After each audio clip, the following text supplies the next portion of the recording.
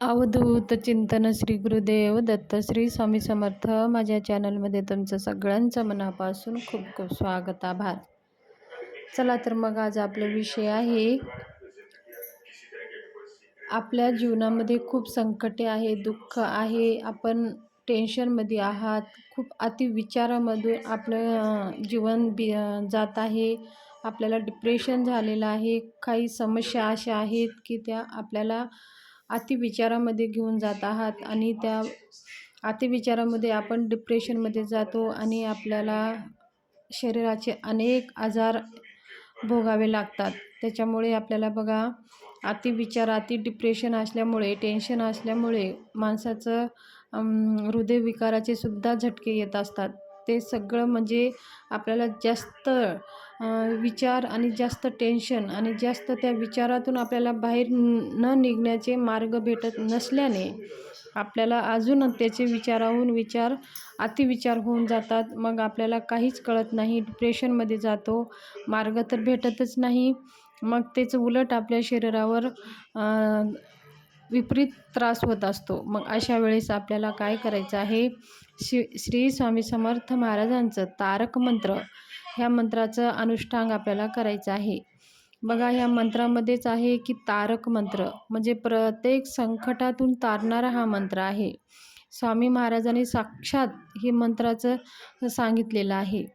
ह्या मंत्रामध्ये आपल्याला सगळ्या काही संकटे, दुःख दूर करण्यासाठी ह्या मंत्राचं एक चमत्कारी शब्द आहे आणि हा मंत्र आहे.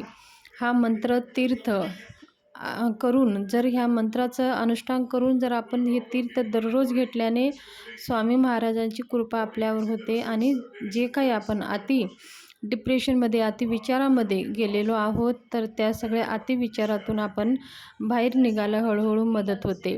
आणि अजून दुसरं ह्या मंत्राचा फायदा हे आहे की ह्या मंत्राने आपल्या काही कामना आहेत, काही आपलं संकल्प आहे की आपलं कार्य पूर्ण होत नाही, अडथळे येतात, संकटे येतात, ते आपली इच्छा पूर्ण होत नाही, तर अशा वेळेससुद्धा तुम्ही ह्या मंत्राचं दररोज 11 वेळेस 21 दिवस जर पाठ केला किंवा दररोज तुम्ही नित्यनेमाने 11 वेळेस या मंत्राचा जरी पाठ केला तरीही तुमच्या सगळ्या मनोकामना पूर्ण होतात.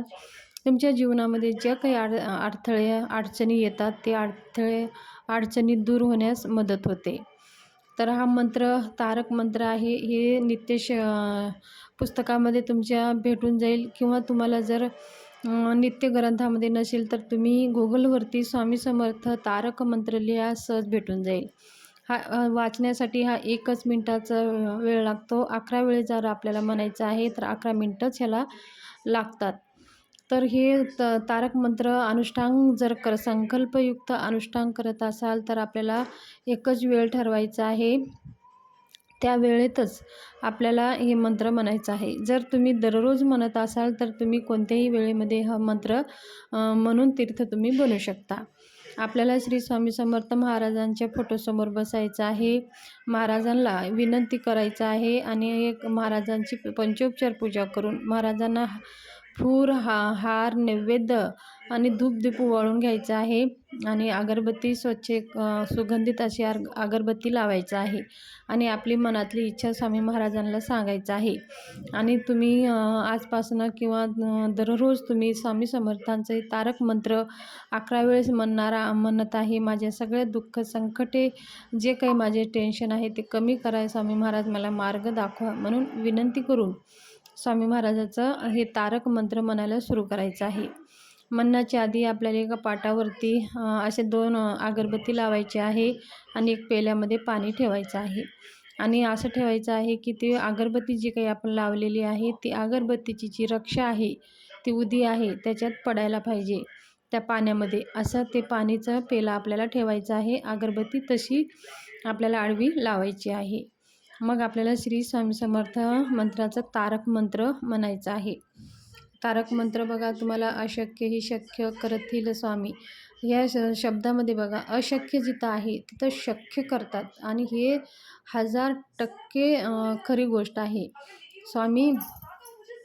स्वामीचं जिथं होत नाही, जिथं कार्य आपलं म्हणजे अडथळे येतात, तिथं अशक्य गोष्टी आपण मनुष्य शरीरानं, ह्या मनुष्याच्या देहानं त्या अशक्य असतात, तर स्वामी महाराज त्याला शक्य करतात. तर हे तेवढं सत्य आहे. अत्यंत प्रभावशाली हा मंत्र आहे. तर तो मंत्र तुम्ही म्हणा. मराठीतून हा मंत्र आहे, अवघड नाही. तर 11 वेळेस आपल्याला ते मंत्र म्हणायचं आहे आणि जो तीर्थ आहे ते आपण दररोज घ्यायचं आहे. जर तुम्ही संकल्पयुक्त करत असाल तर एकाच वेळेस दररोज त्याच वेळेमध्ये बसून 11 वेळेस किंवा 21 दिवस 11 वेळेस म्हणायचं आहे किंवा 11 दिवस असं संकल्प करा एकाच वेळेमध्ये. जर दररोज तुम्ही करत असाल तर 11 वेळेस करून ते तीर्थ तुम्ही घेऊ शकता. आणि खूप काही आजारी व्यक्ती आहे, त्यांचा आजार बरं होत नाही, अशा व्यक्तींनासुद्धा हे तीर्थ मंत्र म्हणून जर तीर्थ दिल्याने ते आजारसुद्धा बरं होण्यास मदत होते. एवढं प्रभावशाली हा मंत्र आहे. हा साधं मंत्र नसून हे एक चमत्कारी मंत्र आहे. आपल्या सगळ्या मनोकामना पूर्ण करणारा हा मंत्र आहे. तर हा मंत्र एक कल्पवृक्षच म्हणा, की जे तुम्ही ह्या मंत्राकडून स्वामी महाराजाकडे मागाल तर ते सगळी इच्छा तुमची पूर्ण होणार आणि तुम्ही जे काही स्वामी महाराजाकडे मागणी केलेली आहे ते पूर्ण होणार म्हणजे होणारच.